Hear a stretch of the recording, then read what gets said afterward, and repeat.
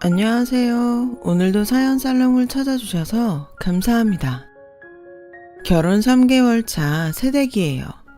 시어머니와 며느리는 전생의 본처와 시학관계였다는 말이 있잖아요.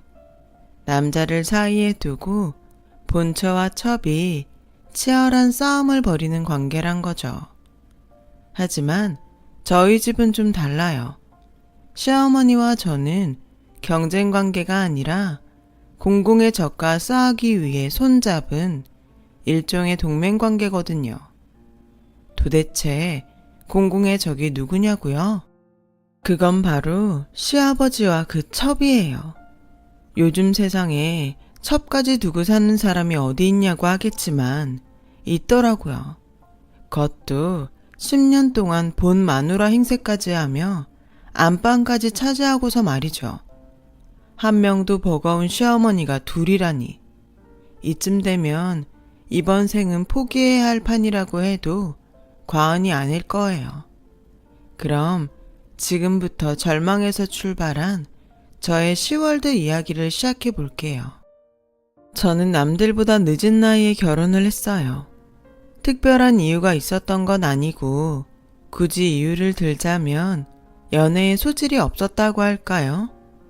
그런 절 보고 엄마는 늘 그러셨죠. 남들은 공부도 잘하고 연애도 잘들 하던데 넌 어째 그러니? 연애도 해봐야 좋은 신랑감을 고를 눈이 생기는 거야. 나 때야 부모님이 정해준 상대 만나 결혼했다지만 너희 세대는 다르잖니. 남들이 좋은 남자 다 채가기 전에 남자도 만나고 연애도 좀 해봐. 괜히 떨거지만 나서 된통 고생하고 살지 말고. 알았어? 그땐 엄마 잔소리가 귀찮기만 했어요. 결혼이야 해도 그만, 안 해도 그만인데 왜 이렇게 결혼 타령인가 싶었으니까요. 그런데 30이 넘어 40을 바라보는 나이가 되고 보니 엄마가 왜 그렇게 결혼을 서둘렀는지 이해가 되더라고요. 주변에 괜찮은 남자들은 이미 짝을 만나 애 아빠가 되었고 저와 함께 솔로 라이프를 즐기며 살 것 같았던 친구들도 하나 둘 짝을 찾아 결혼을 하다 보니 결국 저만 덩그러니 솔로로 남고 말았거든요. 일종의 상대적 외로움이라고 해야 할까요? 그래서 결혼 생각을 하게 되었어요. 그런데 막상 발등에 불이 떨어지니 좀처럼 마음에 드는 남자를 찾는 게 쉽지 않더라고요.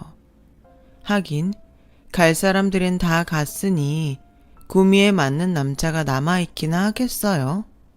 엄마 말대로 떨거지들 아니면 돌싱들 뿐이었죠. 따지고 보면 저 역시도 남자들 입장에선 떨거지였을 테지만요. 아무튼 그래서 결혼을 포기할까 하던 그때 제 남편이 나타났지 뭐예요. 그것도 아주 가까운 곳에서 말이죠. 남편은 한때 저와 같은 병원에서 인턴 생활을 했던 대학 동기로 레지던트 때 다른 병원으로 옮겼어요.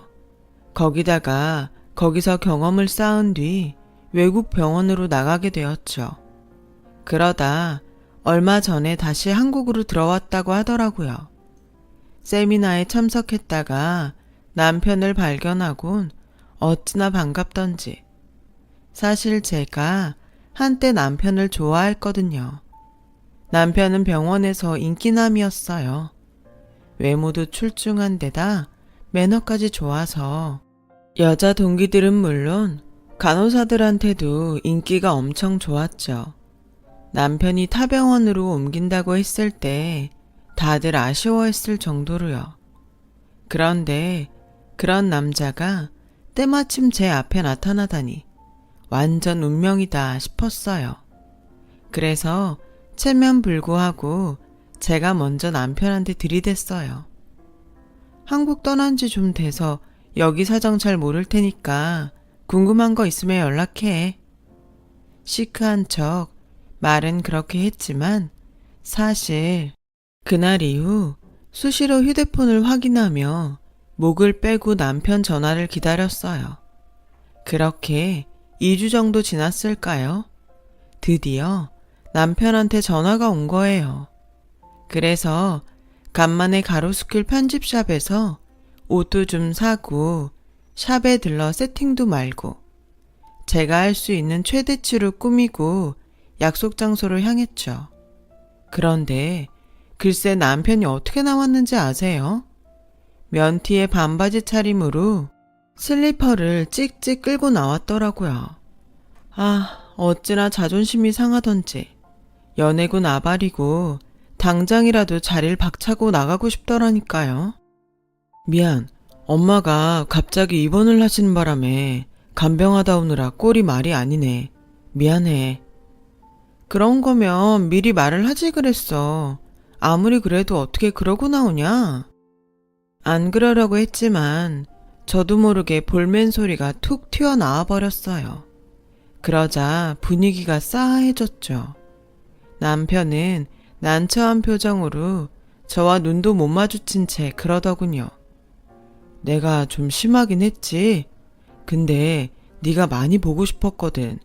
요즘 우리 과가 좀 바빠서 오늘이 아니고는 짬이 안 날 것 같아서 기분 나빴다면 미안해. 그러고 보니 남편 얼굴이 지난번에 봤을 때보다 많이 상해 있더라고요. 아닌 게 아니라 지금 우리 나이가 병원에서 제일 바쁠 연차긴 해요. 값싸고 질 높은 노동자니까요. 특히 남편은 신경계 쪽이라 수술도 많고 외래 진료까지 봐야 하니 성형외과인 저와는 비교도 안 될 만큼 바쁘긴 할 거예요. 게다가 어머님까지 입원 중인 상황에 내가 뭐라고 여기까지 와준 것만도 고마워해야 할 상황이었죠. 그런 사람한테 너무했나 싶더라고요. 미안, 난 그런 줄도 모르고. 근데 어머님은 많이 편찮으셔? 괜히 나 때문에 병원에 혼자 두고 나온 거 아니야? 그래서 말인데 괜찮으면 나랑 잠깐 병원에 들르지 않을래? 엄마가 너 보고 싶어 하시거든. 어머님이 나를? 사귀는 사이도 아니고 6년 만에 다시 만난 동기 어머님을 뵈러 가려니 기분이 좀 묘했어요. 그래서 망설이고 있는데 남편이 글쎄 제 손을 잡곤 차에 태우지 뭐예요. 그렇게 전 여사친 상태로 시어머니를 만나게 되었고 그날 이후 종종 어머님 면회를 가면서 가까워지게 됐어요. 남편과도 전보다 많이 가까워졌고요. 어머님은 어릴 때 수두를 앓고 얼굴이 많이 얼근 상태라서 사람들을 만나길 꺼려 하신다고 했어요. 그런데도 저에게만큼은 당신 얼굴을 감추지 않고 보여주셨죠. 이상하네요. 성형외과 의사라 그런가 이 흉한 얼굴을 보이는데도 하나도 창피하지가 않네요. 어머님은 수줍게 웃으시며 그러셨어요. 그런데 돌이켜 생각해보면 어쩌면 이미 그때부터 어머님과 저는 서로가 자신의 며느리 그리고 시어머니가 될 줄 알았던 건지도 모르겠어요. 어머님은 거의 한 달 만에 퇴원을 하셨고 이후로도 어머님과 저는 종종 밖에서 따로 만났어요. 얼굴의 상처 때문에 사람들 눈을 부담스러워 하시는 어머님을 위해 저는 어머님을 차에 태우고 교회로 드라이브를 나가곤 했어요. 그럴 때마다 어머님이 어찌나 좋아하시던지 보는 저도 흐뭇했죠. 그러던 어느 날이었어요. 청평호 근처에 차를 세우고 잠시 쉬는데 어머님이 그러시더라고요. 우리 정훈이 어때요? 내가 너무 앞서간다 그럴지 모르지만 내 보기엔 두 사람이 잘 어울리는 것 같은데 혹시 만나볼 생각 있어요? 글쎄요. 그게 어디 제 마음대로 되나요? 정훈이 생각도 있는데. 그런 거라면 걱정 말아요. 지금껏 한 번도 허튼 짓 한 적 없는 애예요. 그런 애가 아무 생각 없이 엄마한테 여자를 보여줬을까? 지도 생각이 있어서 그랬을 거예요. 어머님의 예상은 정확했어요. 얼마 뒤 남편이 제게 정식으로 사귀자고 대시를 했거든요. 6년 만에 재회한 지 3개월 만에 우리는 연애를 시작하게 되었고 1년 남짓 연애를 하고는 결혼을 하기로 했어요. 둘 다 직장도 확실하고 나이가 나이니만큼 양가 부모님들 모두 결혼을 서두르는 분위기였어요. 그래도 정식으로 찾아뵙는 게 도리인 것 같아 나를 잡아 양가 부모님께 인사를 드리러 가기로 했어요. 그리고 저희 집에 가는 날이 됐는데 뭐? 둘째 어머니? 그 얘긴 설마 아버님한테 첩이 있단 소리야? 아, 글쎄, 제가 아는 어머님 말고 집에 아버님 첩도 같이 산다는 거 있죠. 진영아, 정말 미안해. 진작부터 말하려고 했는데 창피해서 도저히 입이 안 떨어졌어. 처음부터 속이려던 건 아니야. 정말이야. 믿어줘. 그걸 말이라고 해? 어쩜 사람을 이렇게 감쪽같이 속여. 그리고 우리 부모님한테는 어쩔 거야. 이게 감춘다고 될 일이야? 엄마 아빠한테 뭐라고 말하냐고. 장인 장모님께는 사정 말씀드리고 무릎 꿇고 사과드릴게. 남편은 울먹이며 한참을 빌었어요. 내일 모레면 마흔인 남자가 길거리에서 창피함도 무릅쓰고 울고불고 하는데 매정하게 뿌리칠 수가 없더라고요. 남편 얘기를 들어보니 어머님은 지방 유지의 고명딸로 어린 시절 꽤 부유하게 자라셨다나 봐요. 모친을 일찍 여인 탓에 부친의 사랑을 많이 받고 자랐는데 15이 되던 해 부친이 갑자기 돌아가시는 바람에 하루아침에 고아가 되고 말았던 거죠. 그 많던 전답이며 재산은 사돈의 팔촌 할 것 없이 다들 달려들어 뜯어갔고 남은 건 부친이 생전에 어머님 이름으로 사둔 서울의 한옥집 한 채 뿐이었대요. 어머님을 서울로 유학을 보내시려고 미리 사둔 집이었죠. 하지만 부모도 없는 애를 그 시절에 누가 학교에 보내주겠어요. 다들 못 먹고 못 살던 시절인데요. 그때 서울에서 소식을 듣고 찾아온 분이 바로 어머님의 시아버지셨대요. 어머님 부친과는 막역한 사이로 일찌감치 사돈을 맺기로 약속을 했던 분이기도 했죠. 그 친구분을 따라 15 나이에 시댁에 들어가 살게 된 어머님은 박색이란 이유로 남편한테 외면당하고 없는 살림에 군 식구가 늘었다며 당신 시어머니한테 그렇게 구박을 받았다고 하더라고요. 당시 부친의 친구분은 전국을 떠돌며 토목공사를 하던 분이라서 집을 비우는 날이 많았고 그래서 어머님은 학교도 못 간 채 그 집에서 식모처럼 살았던 모양이에요. 성인이 된 후 혼인을 하고 정식으로 그 집 며느리가 됐지만 시댁 식구들의 냉대는 여전했죠. 유일하게 어머님한테 다정했던 사람은 당신 시아버님 뿐이었대요. 그래서 유일한 재산인 한옥집을 당신 시아버님이 하시는 사업에 투자 명목으로 선뜻 내어드렸고요. 한옥집이라도 규모가 엄청난 거여서 당시에 상당한 가격을 받았다나 봐요. 며느리 돈으로 남편 사업도 힘을 받자 구박하던 시어머니도 며느리를 아껴주기 시작했는데 하필이면 그때 두 분이 연이어 세상을 떠나시면서 또다시 어머님한테 시련이 닥쳤지 뭐예요. 아버님의 외도가 시작된 거죠.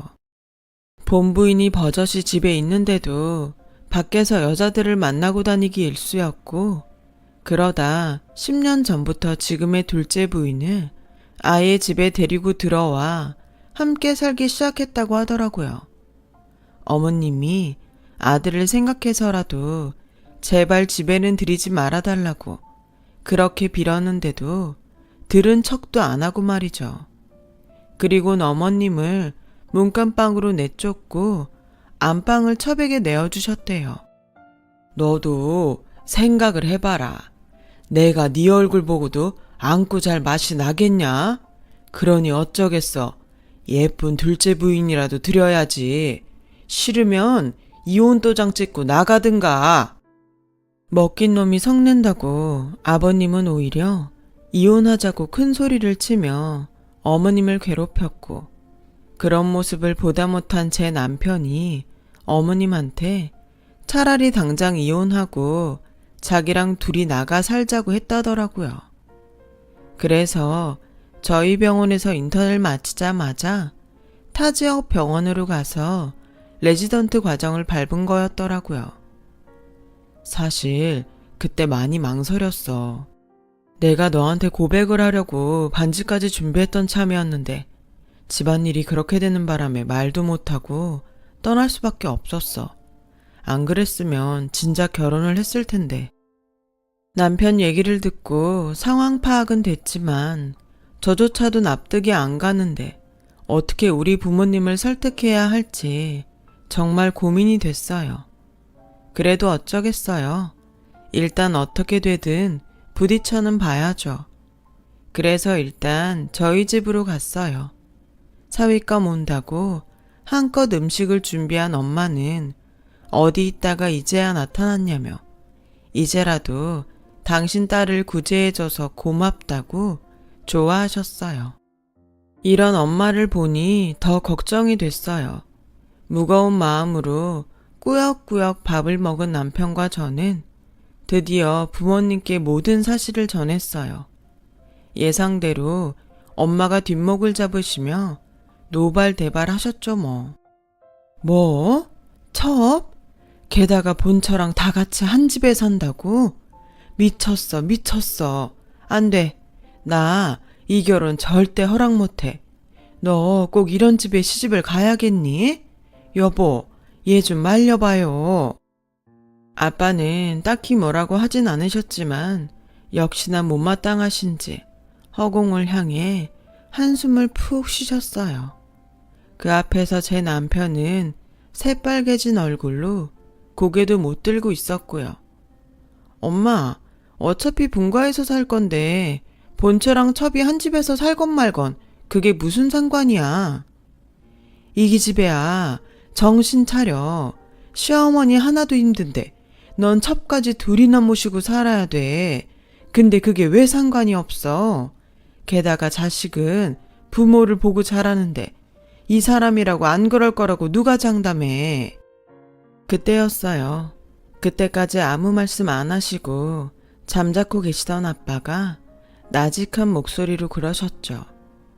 그래, 자네가 무슨 죄겠나. 부모 허물을 자식한테 물을 수야 없지. 이 자리에 오기까지 자네 심정은 또 오죽했겠는가. 그러니 고개 들게 앞으로 타산지석으로 삼고 살면 돼. 비록 부치는 그렇게 사셨지만 자네는 그러지 않으면 되는 걸세. 여보, 이 결혼 진행합시다. 아빠는 남편의 손을 꼭 잡아주시며 말씀하셨어요. 아니 여보, 그래도 이건 아니죠. 안 싸더니 버젓이 살아있는데 첩을 집에 들이는 게 말이 돼요? 난 남 탓스러워서 싫어요. 이럴 바엔 시집 안 보내고 말지. 엄마는 아예 등을 돌리고 앉으셨고 아빠는 그런 엄마를 달래셨어요. 우리 딸이 고른 남자야. 부모가 돼서 자기 자식 안목도 못 믿으면 쓰나. 그러니 기분 풀고 좋은 마음으로 애들 결혼 축복해 줍시다. 결국 엄마는 아빠의 뜻에 따라 결혼 승낙을 해주셨고 남편은 가시방석에 앉아있다가 집으로 돌아갔어요. 이렇게 결혼식도 올리기 전부터 시아버지의 추잡한 실체를 알게 된 저와 부모님은 아버님에 대한 감정이 좋을 수가 없었어요. 그런데 여기서 끝이 아니었어요. 시간은 흘러 상견례 날이었어요. 일찍 도착한 우리 식구는 예약한 룸에서 시댁 식구를 기다리고 있었어요. 그런데 잠시 뒤 룸 안으로 아버님을 따라 둘째 어머니가 들어오지 뭐해요. 저희 부모님은 아직 시어머니 얼굴을 본 적이 없으셔서 당연히 이분이 시어머니일 거라고 생각하셨죠. 아들애는 병원에서 바로 온다고 해서 우리 부부만 따라왔습니다. 둘째 어머니는 간드러지는 목소리로 상황을 설명했어요. 전 밖으로 나가서 남편한테 전화를 했죠. 둘째 어머니가 와 있다고요. 그랬더니 남편이 침착한 목소리로 알겠다고 하더라고요. 그런데 그 목소리가 왠지 먼 일을 벌일 것만 같았어요. 전화를 마치고 룸으로 들어가 보니 시아버지가 저희 부모님 앞에서 돈 자랑을 하고 계시더군요. 창피한 줄도 모르고 말이죠. 더 가관인 건 둘째 어머니였어요. 난 또 교육자 집안이라고 해서 대학 교수나 하다못해 학교 교장은 되는 줄 알았더니 교감도 아니고 평교사요? 아휴, 그 나이 먹도록 승진도 못하고 뭐 하셨대요 그래? 형편도 우리에 비해 한참 떨어지던데 그러면서 어떻게 우리랑 사돈할 생각을 다 하셨대요? 보기보다 뻔뻔하시네요. 아시다시피 의사사위 얻으려면 병원에다 차랑 아파트는 기본인데 이래서야 어디 제대로 혼수나 해올 수 있을지 모르겠네. 예, 너 혼수해올 자신은 있는 거니? 그 말에 순간 꼭지가 돈 저는 외람되지만 저도 의사예요. 말씀하신 논리대로라면 저도 병원이랑 차, 아파트 꼭 받아야겠네요. 둘째 어머니, 해줄 자신 있으세요? 둘째 어머니라는 말에 저희 부모님은 그제야 이 여자의 정체를 알게 되셨고 엄마는 속이 타는지 찬물을 벌컥벌컥 들이키셨어요. 아빠는 표정이 싹 굳어버렸고요. 그리고 혼수 문제는 어머님이랑 해야 할 얘기는 아닌 것 같은데요. 예, 너 그게 무슨 말이니? 그럼 난 시어머니가 아니란 소리니? 뭐 이런 막대 먹은 애가 다 있어.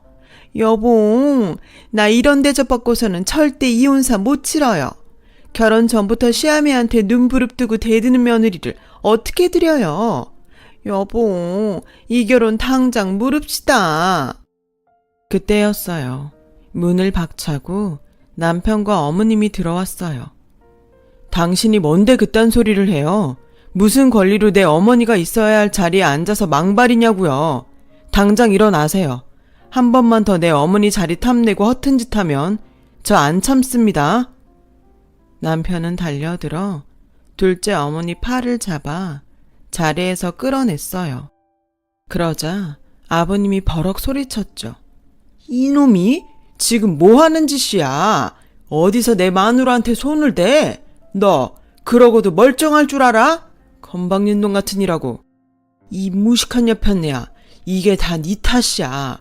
네가 못 배우고 무식한 탓에 자식 교육을 제대로 못해서 아들놈이 부모 무서운 줄 모르고 날뛰는 거라고. 징그러운 낯짝 들고 서 있지 말고 당장 이놈 자식 데리고 나가. 집도 절도 없는 고아를 받아주고 먹이고 입혀줬더니 은혜는 못 갚을 망정 우리 집을 콩가루로 만들어?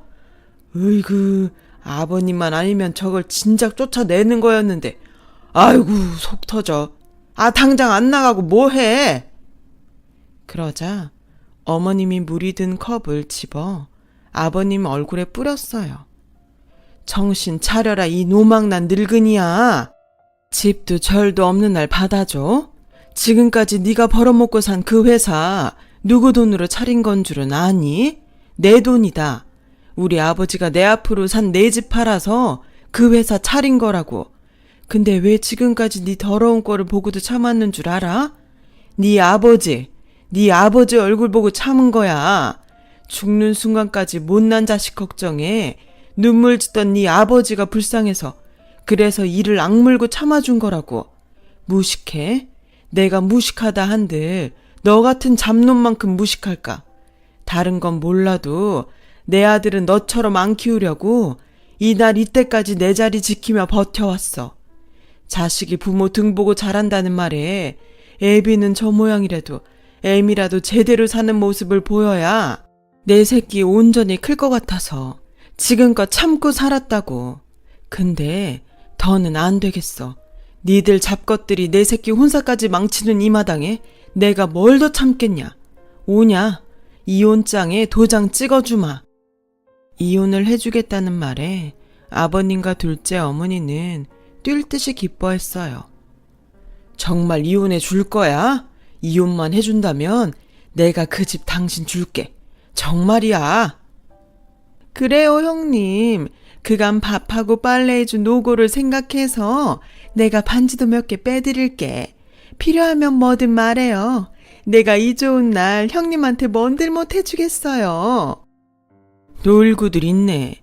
니들이 안 줘도 그건 다 내 거니까 선심 쓰는 척 하지들 마. 당장 들어갈 집도 없는 것들이 어디서 생색이야. 누가 누굴 동정하냐고. 아참, 그 전에 알아둬야 할 게 있어. 네 아버지가 내 집 판돈 받으시면서 써준 각서가 있거든. 언제든 내가 원하면 회사를 나한테 주시겠다고 말이야. 그 회사 당장 돌려받아야겠다. 한 푼도 안 빼고 고스란히 다 받아내야겠다고. 네가 입고 있는 옷이며 빤스 한 장까지 다 받아낼 테니까 각오해. 그날 상견례는 수십 년 동안 참아온 어머님의 도끼 어린 복수전으로 끝이 났어요. 그 자리에선 어머님 말에 꽃방귀를 끼던 아버님은 얼마 뒤 어머님이 선임한 변호사를 통해 그 말이 실언이 아니었음을 알게 됐고 회사 반환 소송과 더불어 이혼 위자료 소송까지 각각 발급된 소장을 받아들곤 사색이 됐다고 하더라고요. 둘째 어머니 역시 어머님에게서 상간녀 위자료 청구 소송을 당해서 난리가 났고요. 어머님 예언대로 둘째 어머니는 반지며 목걸이 등 폐물을 팔아서 위자료를 만들게 됐죠. 이미 회사도 집도 뺏긴 아버님한테선 돈 나올 구멍이 없었으니까요. 결국 그동안 군림하던 집에서 알몸으로 쫓겨난 두 사람은 어머님 앞에서 무릎을 꿇고 싹싹 빌었지만 어머니 대답은 이랬어요. 여들의 삶은 호박에 이해 안 들어갈 소리들 하지 말고 당장 내 눈앞에서 사라져. 안 그랬다간 경찰한테 쇠고랑 차고 끌려나가게 될 테니까.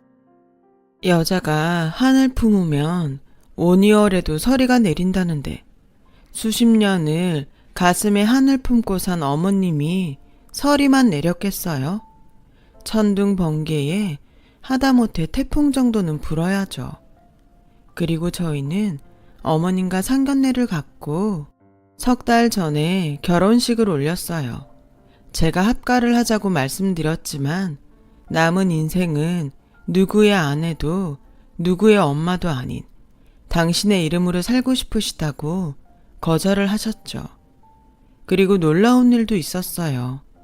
어머님이 저희 병원에 찾아오셔서 성형수술 견적을 받으셨지 뭐예요. 정확히는 곰보수술과 코성형이었어요. 그간 얼근 얼굴을 감추려고 숨기기만 하셨는데 이제는 당당히 드러내고 살고 싶으시다더군요. 그래서 어머님 성형은 제가 맡아서 예쁘게 해드리기로 했어요. 무분별한 성형엔 저도 반대지만 저희 어머님처럼 성형을 통해 자신감을 얻을 수 있다면 기꺼이 찬성이니까요. 우리 어머님 앞으로는 예쁜 모습으로 행복하시길 바래요. 지금까지 제 사연을 들어주셔서 감사합니다. 여러분들도 내면이 더 아름다운, 내면이 더 행복한, 그래서 더 알찬 삶이었으면 좋겠습니다. 건강하세요. 여러분, 사연 댓글에 응원과 현명한 조언 부탁드려요. 좋아요와 구독은 저에게 큰 힘이 됩니다. 오늘도 좋은 일 가득하세요.